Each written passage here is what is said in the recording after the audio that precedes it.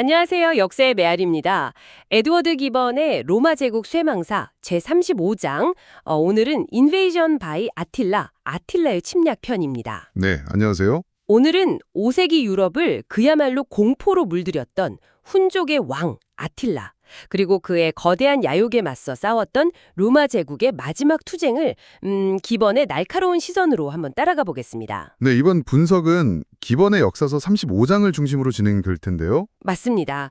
이번 분석을 통해서 아틸라라는 인물, 그리고 그가 로마에 남긴 상흔, 또 어쩌면 더 중요하게는 제국이 어떻게 스스로 균열하면서 무너져 갔는지 그 과정을 좀 깊이 파헤쳐 보는 것이 저희 목표입니다. 네, 5세기 중반은 로마 제국, 특히 서로마에게는 정말 숨가쁜 위기의 연속이었습니다. 기번의 기록을 보면요, 이 시기 동로마 제국을 새로 다스리게 된 황제가 마르키아누스인데 이 사람이 중요한 변화를 가져옵니다. 아, 그 곡물 문제 말이죠? 네, 맞아요. 전임자와는 다르게 아틸라에게 보내던 그 막대한 곡물 지급을 아주 단호하게 거부해버리죠. 이건 뭐 보통 일이 아니었어요. 그렇죠. 아틸라 입장에서는 자존심이 상하는 정도가 아니라 뭐랄까 자신의 권위에 대한 거의 정면 도전으로 받아들였을 겁니다. 네, 당연하죠. 기번이 전하는 아틸라의 말을 보면 그의 자신감이 딱 드러나잖아요. 동로마 사신에게 나는 나의 군주이자 너의 군주다 이렇게 선언했다고 하니까요. 하하, 정말 대단한 자신감이죠. 온 세상이 자기 발 아래에 있는 듯한 그런 태도인데, 근데 이제 마르키아노스가 딱 거부하니까 동쪽에서 오던 수입이 딱 막힌 거잖아요. 그렇죠. 그러니까 그의 불타는 시선은 자연스럽게 서쪽, 바로 갈리아와 이탈리아로 향하게 되는 거고요. 바로 그 시점입니다. 이때 서로마에는 아이티우스라는 아주 복잡하면서도 중요한 인물이 있었습니다. 아, 아이티오스. 기번이 마지막 로마인 중 한 명으로 꼽는 인물이죠. 네, 맞습니다. 기번이 그렇게 묘사하기도 하죠. 이 사람이 젊은 시절에 훈족에게 인질로 보내져서 그들의 언어, 문화 이런 걸 다 익혔어요. 심지어 아틸라와도 안면이 있었을 가능성이 높다고 보고요. 훈족과의 관계를 이용해서 로마 최고 사령관 자리까지 오른 인물이잖아요. 그렇죠. 훈족을 누구보다 잘 아는 인물이 로마의 방패가 된 셈인데 참 아이러니하네요. 이제는 옛 친구였을지도 모르는 훈족과 로마의 운명을 걸고 싸워야 하는 그런 상황이 된 거군요. 네. 그런데 이런 아이티오스가 버티고 있었음에도 불구하고 아틸라에게는 침략의 명분이 필요했을 텐데요. 그냥 쳐들어갈 수는 없으니까요. 그렇죠. 명분이 중요하죠. 맞습니다. 그리고 그 명분은 정말 예상치 못한 곳에서, 그것도 로마 황실 내부의 문제에서 비롯됩니다. 아, 그 유명한 호노리아 공주 사건. 네, 바로 그 사건입니다. 당시 서로마 황제 발렌티니아누스 3세의 누이였던 호노리아 공주.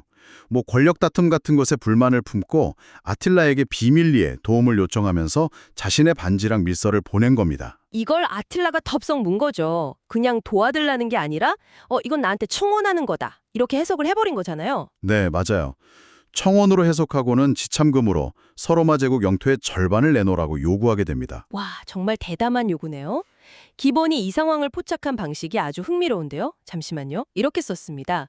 Attila's sword was drawn for a bride, not for conquest. 네, 해석. 아킬라의 칼은 정복이 아니라 신부를 위해 뽑혀졌다.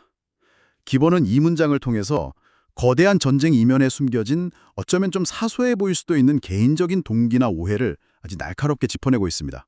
아틸라가 정말로 신부를 원했는지 아니면 그냥 편리한 명분으로 삼았는지는 알 수 없지만요. 그렇죠. 하지만 이 정당성을 전면에 내세웠다는 점이 중요합니다. 역사는 이렇게 거창한 명분과 또 인간적인 욕망이 뒤섞여 흘러간다는 것을 보여주는 그게 기본 특유의 시각이죠. 결국 호노리아 공주 개인의 야심찬 행동 혹은 경솔한 행동이 신의 채찍이라 불리던 아틸라에게 서로마를 침공할 아주 좋은 빌미를 제공한 셈이 되었네요. 네, 그렇게 된 거죠. 자, 이제 아틸라의 군대는 움직이기 시작합니다. 451년이죠. 네, 451년. 아틸라는 라인강을 건너서 갈리아, 지금의 프랑스 지역으로 대규모 침공을 감행합니다. 기번은 이 침공의 잔혹함을 정말 여과 없이 보여줘요. 메츠, 랭스 같은 도시들이 아주 그냥 네, 차례로 약탈당하고 불탔습니다. 수많은 주민들이 학살당하거나 노예로 끌려갔고요. 공포가 갈리아 전역을 뒤덮었고 그의 군대는 마침내 오를리안까지 포위하게 됩니다. 그야말로 절체절명의 위기. 여기서 마지막 로마인 아이티우스가 등판하는 거죠. 그렇습니다. 아이티우스는 이때 군사적 역량뿐만 아니라 외교적 수완까지 발휘합니다. 그는 과거 로마와 잦은 충돌을 빚었던 서고트족의 왕 노련한 테오도리크 1세를 찾아갑니다. 아, 서고트족하고 손을 잡는군요. 쉽지 않았을 텐데요. 네, 기본에 따르면 아이티우스는 아틸라의 위협이 이건 로마만의 문제가 아니다. 모든 게르만족 그리고 문명세계 전체의 위협이다. 이렇게 역설하면서 끈질기게 설득했다고 합니다. 서고트족 입장에서도 로마가 탐탁지 않았겠지만 아틸라의 그 파괴적인 힘은 뭐랄까, 그 모든 반목을 뛰어넘는 공포였겠죠? 바로 그거죠. 결국 아이티우스는 서고트족과의 동맹을 성사시키고 또 프랑크족 같은 다른 게르만 부족들까지 끌어들여서 로마 게르만 연합군을 결성하는 데 성공합니다. 대단하네요. 이 연합군이 신속하게 움직여서 포위된 오를레앙을 구원하고 아칠라 군대를 샬롱 근처의 넓은 평원, 바로 카탈라오는 평원으로 끌어들입니다. 그리고 여기서 역사의 흐름을 바꾼 그 거대한 전투가 벌어지는군요. 카탈라오눔 전투. 네, 맞습니다. 기본의 묘사를 보면 정말 엄청난 규모의 군대가 맞붙었던 것 같아요.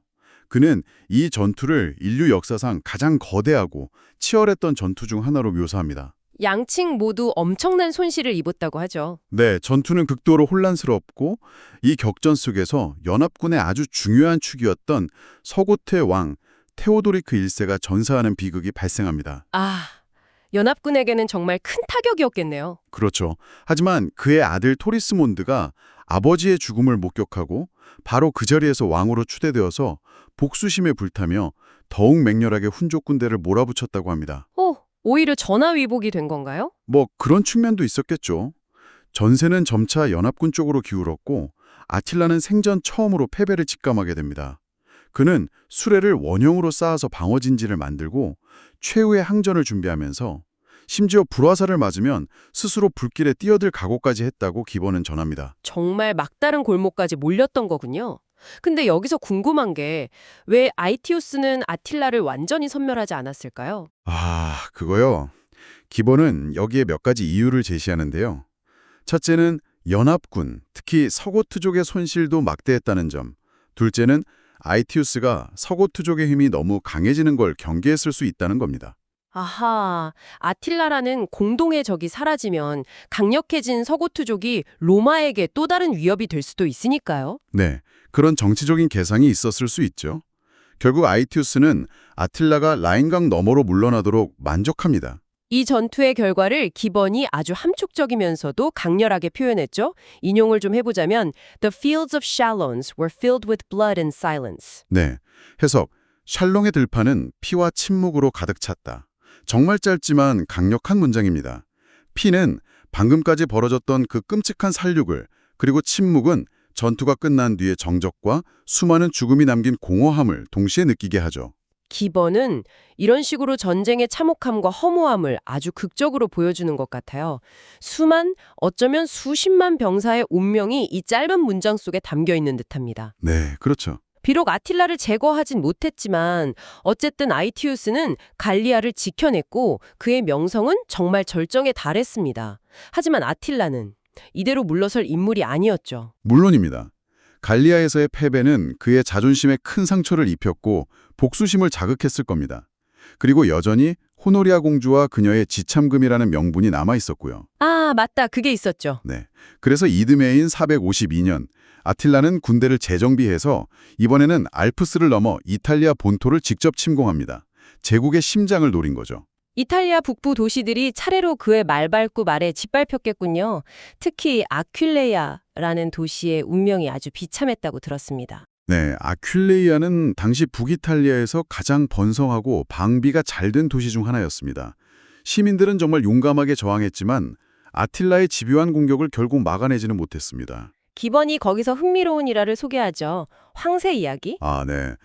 아틸라가 포위 공격에 지쳐서 철수를 고려하던 중에 성벽탑에서 황새 가족이 날아가는 걸 보고 저건 도시가 곧 함락될 징조다. 이렇게 여겨서 공격을 재개했다는 이야기요.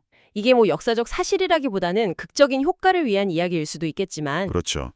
결과적으로 아큘레이아는 함락되었고 기본의 표현을 빌리자면 정말 도시의 흔적조차 찾기 어려울 정도로 철저히 파괴되었습니다. 정말 무자비했군요. 그런 파괴를 목격한 다른 도시들은 공포에 질렸겠어요? 네, 그렇습니다. 아큄레이아의 운명은 북이탈리아 전역에 엄청난 충격과 공포를 확산시켰습니다. 밀라노, 파비아 같은 다른 부유한 도시들은 저항할 엄두도 내지 못하고 약탈당하거나 막대한 공물을 바쳐야 했죠. 이때 난민들이 피난 가서 세운 도시가 바로 베네치아의 기원이 되었다는 설이 있죠. 네, 기본도 그 설을 비중 있게 다룹니다.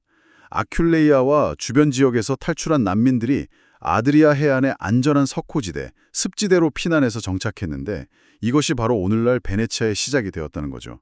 참, 공포와 파괴 속에서 새로운 역사가 시작된 셈입니다. 아틸라의 궁대가 이제 로마시를 향해 남하할 수도 있다는 소문이 퍼지니까 제국의 수도 로마는 그야말로 극심한 공포에 휩싸입니다. 네, 이미 과거에 고트족에게 약탈당한 경험이 있는 로마 시민들에게 아틸라라는 이름은 그 자체로 재앙의 예고편이었을 겁니다. 당시 황제 발렌티니아누스 3세는 그래서 군사적 저항보다는 외교적 해결을 시도하기로 하죠. 네, 황제는 로마에서 가장 존경받는 인물 중 한 명이었던 교황 레오 1세를 포함한 고위 사절단을 아틸라에게 보냅니다. 만토바 근처 민치오 강변에서 이 역사적인 만남이 이루어졌다고 기본은 기록하고 있습니다. 여기서 그 유명한 장면이 펼쳐진 거죠. 교황이 아틸라를 설득해서 돌려보냈다는. 근데 정말 교황의 신앙심과 위엄 그런 것만으로 그게 가능했을까요? 좀 궁금하긴 해요. 기본도 그 점을 좀 파고드는데요. 교황 레오 1세의 당당하고 위엄 있는 태도, 그리고 그의 신앙심에 기반한 설득이 약간 미신을 믿는 경향이 있던 아틸라에게 깊은 인상을 주었을 가능성은 인정합니다. 하지만 그게 전부는 아니었을 거라는 거죠. 네, 그것만으로는 설명이 부족하다고 봅니다. 기본은 아틸라가 과거 로마를 약탈했던 서고트의 왕 알라리크가 약탈 직후에 갑자기 죽었던 사건을 떠올리면서 로마를 건드리는 것에 대한 일종의 미신적인 두려움을 느꼈을 수도 있다고 추측해요. 아, 로마의 저주 같은 걸 의식했을 수 있다는 거군요. 그렇죠. 그런 심리적인 요인도 있었을 테고 기본은 더 중요한 현실적인 요인들을 지적합니다. 오랜 원정으로 훈적 군대 내에는 이미 역병이 퍼지고 있었고 보급품 부족 문제도 심각했습니다. 게다가 동로마 제국의 움직임도 있었고요. 네, 맞아요. 동로마 황제 마르키아누스가 다뇨브강 너머의 훈족 영토를 공격할 움직임을 보이고 있다는 소식도 들려왔을 수 있습니다. 이런 복합적인 상황 속에서 아틸라는 결국 막대한 배상금을 받는 조건으로 로마를 눈앞에 두고 군대를 철수하기로 결정합니다. 그러니까 교황 레오 1세의 역할이 중요했지만 그게 전부는 아니었다는 게 기본의 분석이군요. 네, 그렇습니다. 물론 이 장면은 후에 라파엘로의 프레스코화 등으로 그려지면서 더욱 극적으로 윤색되기도 했죠. 어쨌든 로마는 최악의 위기를 넘겼습니다. 그리고 아칠라는 이탈리아에서 물러난 뒤 얼마 지나지 않아 정말 예상치 못한 최후를 맞이하게 되죠. 네, 정말 허무한 죽음인데요. 이탈리아 원정에서 돌아온 아틸라는 이듬해인 453년 일디꼬라는 아름다운 여인과 새로운 결혼식을 올립니다. 그런데 기본에 따르면 결혼식 날 밤 그는 침실에서 코피를 너무 심하게 흘려서 그 피 때문에 질식사한 채 발견됩니다. 와, 정말요? 네, 공식적인 사인은 과도한 음주로 인한 혈관 파열로 추정되지만 유럽 전체를 공포로 떨게 했던 정복자의 갑작스럽고 좀 허무한 죽음은 이후 많은 의혹과 전설을 낳았습니다. 신의 채찍이라 불리던 그의 죽음은 훈제국에는 어떤 영향을 미쳤을까요? 그야말로 치명타였습니다. 아틸라라는 그 강력한 카리스마와 군사적 리더십으로 묶여있던 제국은 그의 죽음과 함께 급격히 흔들리기 시작합니다. 아들들 사이에 내분이 벌어졌다고 하죠. 네, 그의 여러 아들들 사이에 제국 계승권을 둘러싼 치열한 내분이 벌어졌고 이 틈을 타서 오랫동안 훈족의 지배를 받아왔던 게피다이족, 동고투족 같은 피지배 민족들이 대규모 반란을 일으킵니다. 네다오 전투가 결정적이었나요? 네, 특히 네다오강 전투에서의 결정적인 패배 이후 훈제국은 사실상 와해되어서 역사 속으로 사라지게 됩니다. 기본은 동로마 황제 마르키아누스가 아틸라가 죽던 날 밤 꿈에서 그의 활이 부러지는 것을 보았다는 일화로 소개하는데요. 이건 아틸라의 존재가 당시 세계에 얼마나 큰 의미였는지를 상징적으로 보여주는 것 같아요. 거대한 왜구의 위협이었던 아틸라와 훈제국이 이렇게 어찌 보면 좀 허무하게 사라졌군요. 그렇다면 이제 서로마 제국은 한숨 돌릴 수 있었을까요? 치명적인 방식으로 폭발하기 시작합니다. 아, 공동의 위협이 사라지니까 내부가 무너지는군요. 네, 제국은 스스로를 파괴하는 길로 들어선 것이죠. 그 상징적인 사건이 바로 아이티우스의 죽음이겠군요. 마지막 로마인의 죽음. 맞습니다. 454년 제국을 위해 그토록 헌신했던 어쩌면 제국의 마지막 보루였던 명장 아이티우스가 황제 발렌티니아누스 3세의 의심과 질투심 때문에 황궁에서 그것도 황제가 직접 휘두른 칼에 허망하게 살해당합니다. 정말 어처구니 없는 죽음인데요. 기본이 이 비극을 또 아주 인상적으로 표현했죠. The last of the Romans fell not by the barbarians, but by his emperor's hand. 네. 해석. 마지막 로마인은 야만족이 아닌 그의 황제의 손에 쓰러졌다. 기본은 이 문장을 통해 로마 멸망의 근본 원인이 외부의 침략보다는 내부의 어리석음, 불신, 분열에 있었음을 아주 강력하게 시사합니다. 마지막 로마인이라는 그 상징적인 인물이 야만족의 칼이 아니라 자신이 섬기던 황제의 손에 죽었다는 이 비극적인 아이러니, 제국의 자기 파괴적인 운명을 암시하는 것 같아요. 그렇죠.